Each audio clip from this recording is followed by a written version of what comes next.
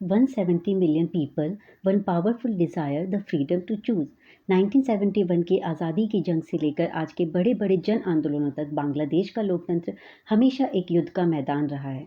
Is it a true government of the people और a system control by a powerful few? Let's uncover the unfiltered truth. जिस देश का जन्म ही हक और लोकतंत्र की लड़ाई से हुआ था, आज वही बांग्लादेश एक बेहद नाजुक मोड़ पर खड़ा है। Once again welcome to humanities hive. और मेरे साथ आप क्लास 12 की पॉलिटिकल साइंस पढ़ रहे हैं for your board exam, for your CUET exam और अदर कॉम्पिटिटिव एग्ज़ाम, क्योंकि इसमें NCERT लाइन टू लाइन कर रही हैं एंड विद करंट सिनेरियो। ठीक है, आज का हमारा टॉपिक है डेमोक्रेसी इन बांग्लादेश। बांग्लादेश के हम डेमोक्रेसी की बात कर रहे हैं तो उसको हमने 5 फेजेस में डिवाइड कर लिया है। ठीक है, कि एक कंट्री जिसका जन्म ही लोकतंत्र की लड़ाई से हुआ था, फिर भी लोकतंत्र के लिए वहाँ पे इतना स्ट्रगल हो रहा है, वो सारे पॉइंट्स हम इस चैप्टर में, इस टॉपिक में कवर करेंगे। ओके, तो लेट्स स्टार्ट। बांग्लादेश का जन्म आपको पता है ईस्ट पाकिस्तान था, और ईस्ट पाकिस्तान कहा जाता था पहले। क्या? ईस्ट पाकिस्तान। क्योंकि इंडिया पाकिस्तान को जो डिवीज़न हुआ था, तो पाकिस्तान को मुस्लिम मेजॉरिटी वाला एरिया मिला था, वेस्ट पाकिस्तान और ईस्ट पाकिस्तान। एक कंट्री के 2 पार्ट्स जिनके बीच में थाउजेंड्स ऑफ किलोमीटर का डिस्टेंस है, वो भी दुश्मन देश। इंडिया तो दुश्मन ही हुआ ना पाकिस्तान का, भला फिर ये और ये एक साथ कैसे रह सकते हैं? और पाकिस्तान जो बना था वो रिलीजन के बेस पे बना था, और ईस्ट और वेस्ट पाकिस्तान के बीच कोई कल्चरल और लिंग्विस्टिक सिमिलैरिटी नहीं थी ईस्ट और वेस्ट पाकिस्तान के बीच में। तो कुछ ना कुछ तो ऐसे रीज़न थे कि ईस्ट पाकिस्तान के लोगों को स्ट्रगल करना पड़ा, वहाँ पे मूवमेंट हुए, और फिर बाद में बांग्लादेश का जन्म हुआ 1971 में। तो वो इस टॉपिक में हम डिस्कस करेंगे। 1952 में क्या हुआ कि पाकिस्तानी गवर्नमेंट इन लोगों पर, ईस्ट पाकिस्तानी लोगों पर उर्दू लैंग्वेज इम्पोज करना चाहती थी, अपना कल्चर इम्पोज करना चाहती थी। बट यहाँ तो बंगाली पीपल रह रही हैं, और बंगाली पीपल अपनी मदर टंग को बिल्कुल नहीं छोड़ना चाहते थे। और धीरे धीरे लोगों ने स्ट्रगल करना शुरू कर दिया, मूवमेंट करना शुरू कर दिया, और ऐसे में शेख मुजीबुर रहमान इनके नेता बन के सामने आए, अवामी लीग की पार्टी के। और जब इलेक्शन हुए तो उन्हें लैंडस्लाइड विक्ट्री भी मिली। बट वेस्ट पाकिस्तान की गवर्नमेंट क्या इस विक्ट्री को एक्सेप्ट करेंगी? No. Pakistani government refuse to give him power. Power तो दूर की बात है, उन्हें उल्टा अरेस्ट कर लिया गया, और उनके अरेस्ट करने के बाद तो जनता और ज़्यादा भड़क गई, जो मूवमेंट था और ज़्यादा बढ़ गया। और उस मूवमेंट की वजह से जो वेस्ट पाकिस्तानी आर्मी थी, मिलिट्री थी, उन्होंने जनता को सप्रेस्ट करना शुरू कर दिया, उनको मारना शुरू कर दिया। और फिर जनता अपनी जान बचाने के लिए इंडिया में आई शरण लेने के लिए, और फिर इंडियन गवर्नमेंट ने ईस्ट पाकिस्तान की हेल्प करी, और इंडियन गवर्नमेंट की हेल्प की वजह से ईस्ट पाकिस्तान को विक्ट्री मिली, और वेस्ट पाकिस्तान को सरेंडर करना पड़ा, और बांग्लादेश एक नया देश उभर के आया। तो लेट्स स्टार्ट। अभी तो मैंने जस्ट कहानी की तरह बताया। अब देखो NCERT लाइन टू लाइन क्या कहती है कि Bangladesh was a part of Pakistan from 1947 to 1971। It consisted of the partition areas of Bengal, Assam from British India. Pakistani dictator general Yahya Khan. आप याद करो, जब इससे लास्ट क्लास हमने पाकिस्तान वाली डेमोक्रेसी करी थी, तो उसमें मैंने बताया था पहले अयूब खान का रूल था। फिर जब लोगों ने अयूब खान को अपोज करना शुरू किया तो उसने अपनी पावर याह्या खान को दे दी। और आपको ये भी बताया था कि याद रखना कि जिस टाइम बांग्लादेश बना उस टाइम किसका रूल था? याह्या खान का।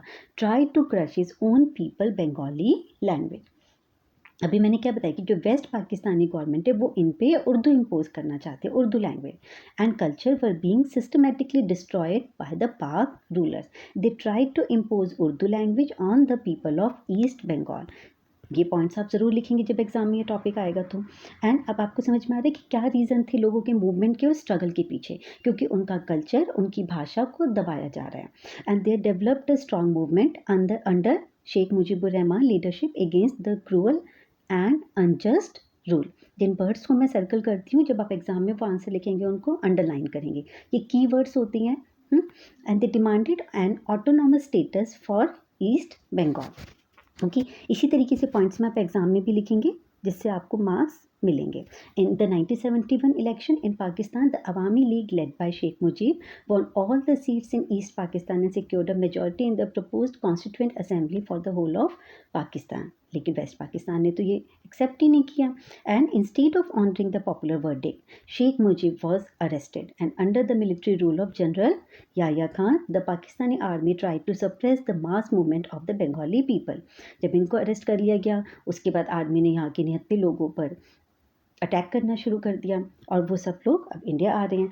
Thousands were killed by the Pakistani army, और कितने लोगों की जानें चली गई इस वॉर में। And this led to a large scale migration to India. अब वो जान बचाने के लिए कहाँ आ रहे हैं? इंडिया में, creating a huge refugee problem for India. And the government of India supported the demands of the people of East Pakistan for their independence and helped them financially and militarily. And this resulted in a war between India and Pakistan in December 1971. East Pakistan की और waste Pakistan की दोनों की लड़ाई में अब India यहाँ से ईस्ट पाकिस्तान को हेल्प कर रहा है, क्योंकि वो माइग्रेटेड पीपल इंडिया में आ रहे हैं। और फिर इंडिया के लिए भी अच्छा था कि वो उन लोगों की मदद करेगा। और 1971 में, दिसंबर 1971 में इंडियन आर्मी की हेल्प से पाकिस्तानी आर्मी ने सरेंडर किया और एक नया देश बांग्लादेश दुनिया के नक्शे पर उभरा। ठीक है। और वेस्ट पाकिस्तानी गवर्नमेंट ने जो ईस्ट पाकिस्तानी गवर्नमेंट पर अटैक किया था उसको उन्होंने नाम दिया था ऑपरेशन सर्च लाइट। ठीक है। चलो, उसके बाद अब ये बांग्लादेश 1971 में तो बन गया। In December 1971, Pakistan launched a massive air attack on the India, and the war continued for about 2 weeks, and the Pak Army General surrendered unconditionally to India. On 16 December 1971, East Bengal emerged as an independent nation named Bangladesh, and Sheikh Mujibur Rahman became the first prime minister of the country. Okay, and the constitution of Bangladesh established a secular, socialist, parliamentary democracy in the country. अब देखो यहाँ पे क्या, अब जो बना है बांग्लादेश, वो उसके प्रिंसिपल क्या है? सेक्युलर है, सोशलिस्ट है, पार्लियामेंट्री है। फिर कहाँ दिक्कत आ गई कि वहाँ पे डेमोक्रेसी के लिए कंटिन्यू स्ट्रगल चलता रहा। In 1975 the parliamentary system gave way to presidential. अब शेख मुजीबुर रहमान जिन्होंने पार्लियामेंट्री सिस्टम की शुरुआत करी थी, अब प्रेसिडेंशियल सिस्टम में कन्वर्ट कर दिया। And Sheikh Mujibur Rahman became country's president, और अपने आप को कंट्री का प्रेसिडेंट डिक्लेयर कर दिया। ये बैन ऑल पॉलिटिकल पार्टीज, उन सबको भी बैन कर दिया। And this led to a major political conflict between government and opposition. जब सारी पॉलिटिकल पार्टीज को बैन कर दिया गया एक्सेप्ट अवामी लीग के, तो क्या वो एक डेमोक्रेटिक कंट्री रही?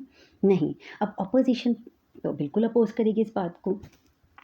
हमने जब 5 फेजेस मैंने आपको स्टार्टिंग में दिखाए थे, 71 to 75 का हो गया। शेख मुजीबुर रहमान ने प्रेसिडेंशियल सिस्टम डिक्लेयर कर दिया, सारी पार्टीज़ को बैन कर दिया। अब तख्ता पलट होगा 1975 to 1990 का जो टाइम है, मिलिट्री रूल्स एंड कूप्स।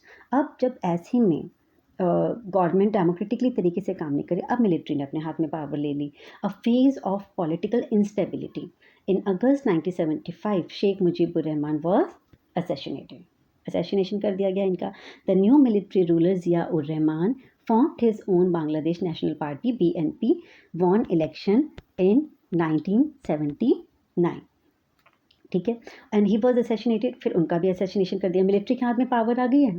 पहले चुनाव हुए, शेख मुजीबुर रहमान प्राइम मिनिस्टर बने, उन्होंने पार्लियामेंट्री सिस्टम को ख़त्म करके प्रेसिडेंशियल सिस्टम डिक्लेयर कर दिया, सारी अपोजिशन पार्टी जितनी थी सबको बैन कर दिया। अब उनका असैसिनेशन कर दिया गया, मिलिट्री रूल आ गया। किसके हाथ में कमान है? जिया उर रहमान के हाथ में। फिर उसका भी असैसिनेशन हो गया। अब फिर किसके हाथ में कमान है? Lieutenant general HM Irshad. The people of Bangladesh soon rose in support of the demand for democracy। लेकिन जो जनता है वो कंटिन्यू डेमोक्रेसी की डिमांड कर रही है। And mass public protest made Irshad step down in 1990। और जनता के प्रोटेस्ट के कारण SM इरशाद को जनता की बात माननी पड़ी, इलेक्शन करवाने पड़े 1991 में। Since then representative democracy based on multi party election has been working in Bangladesh. फिर ये हुआ कि 1991 से वहाँ पे डेमोक्रेटिकली तरीके से वहाँ पे मल्टी पार्टी सिस्टम काम करने लग गई। तो 91 से लेकर 2008 का जो टाइम पीरियड था वो care taker era and alteration का। उसका 2009 to 24 का अवामी लीग ऑटोक्रेसी। मैं बताऊंगी आपको कि ऑटोक्रेसी क्यों कहा गया, क्योंकि ऐसे ऐसे नए नए कानून बने, चुनाव का बॉयकॉट होने लगा, अपोजिशन पार्टी फेयर तरीके से नहीं होते थे। उसके बाद 24 to 2026 ये करंट सिनेरियो का है, ये हम अभी करेंगे। उसके बाद कंटिन्यू शेख हसीना, अवामी लीग की और खालिदा जिया बेगम अल्टरनेट, मतलब जैसे चुनाव होते तो 5 साल के लिए शेख हसीना की सत्ता रहती है, 5 साल के लिए, फिर नेक्स्ट 5 ईयर खालिदा जिया बेगम, फिर शेख हसीना के, फिर खालिदा जिया बेगम की। तो द बैटलिंग बेगम कहा गया। The power alternated predictably every 5 years between Sheikh Hasina, Awami League and Khaleda Zia Begum, Bangladesh Nationalist Party. ठीक है, ये आप याद रखेंगे। उसके बाद द जुलाई रिवॉल्यूशन है and the 2026 democratic reset 2024 to 2026, very very important जो ये करंट सिनेरियो का है। अब जो बीच वाला टाइम है 9 से लेकर आपका 2024 तक का, उसमें मैं मेन बातें बताती हूँ कि ऐसा क्या हुआ कि उसे ऑटोक्रेटिक रूल कहा गया, ठीक है। और बाद में फिर अब करंट में 2024 में बांग्लादेश में जेंजी का एक ऐसा धमाका हुआ जिसने सब कुछ बदल दिया। चलो 2011 में वहाँ पे एक फ़ैसला लिया गया जिससे पूरा सिस्टम ही चेंज हो गया। बांग्लादेश में ये रूल था कि जब भी इलेक्शन होंगे पावर एक न्यूट्रल कमेटी के हाथ में होगी जिससे कोई बेईमानी ना हो, और इसके हटते ही अपोजिशन समझ गया कि अब इलेक्शन फेयर तरीके से नहीं होंगे। 2014 में पूरी अपोजिशन पार्टी ने इलेक्शन का बायकॉट किया, बट शेख हसीना की सत्ता कंटिन्यू रही। चुनाव नहीं हो रहे हैं, इलेक्शन का बायकॉट किया गया, बट फिर भी वो सत्ता में है। 2014 में 2024 के इलेक्शन भी बस एक दिखावे के लिए थे और वो कंटिन्यू सत्ता में रही, ठीक है। और गवर्नमेंट ने कुछ और ऐसे नए लॉज बना दिए, फॉर एग्जांपल जैसे फेसबुक पर अगर गवर्नमेंट के अगेंस्ट कुछ लिखा गया तो उसे जेल जेल में भेज दिया जाता था। कई जर्नलिस्ट और एक्टिविस्ट गायब हो गए, और मतलब ये सारे कुछ छोटे छोटे इंसिडेंट ऐसे थे। कुछ जनता के गवर्नमेंट के कानून ऐसे थे कि जनता बिल्कुल उबल रही थी। गुस्सा तो था ही, वो एक दिन फूटना था, पर हर किसी की एक एक्सपायरी डेट होती है और शेख हसीना के साथ भी यही हुआ। जुलाई रिवॉल्यूशन मैंने बोला कि जुलाई 2024 में एक ऐसी चिंगारी उठी जिसने पूरे देश को आग लगा दी। गवर्नमेंट सिविल सर्विस में एक ऐसा कोटा सिस्टम लेके आई जिसने स्टूडेंट्स को सड़कों पर उतार दिया, और ये प्रोटेस्ट इतना बढ़ गया कि 1000 से ज़्यादा लोग इसमें मारे गए थे। 5 अगस्त 2024 को, और ये दिन आप ये कह लो हिस्ट्री में दर्ज हो गया। लाखों की भीड़ जो थी वो पीएम के घर में घुस गई, शेख हसीना के घर में घुस गई।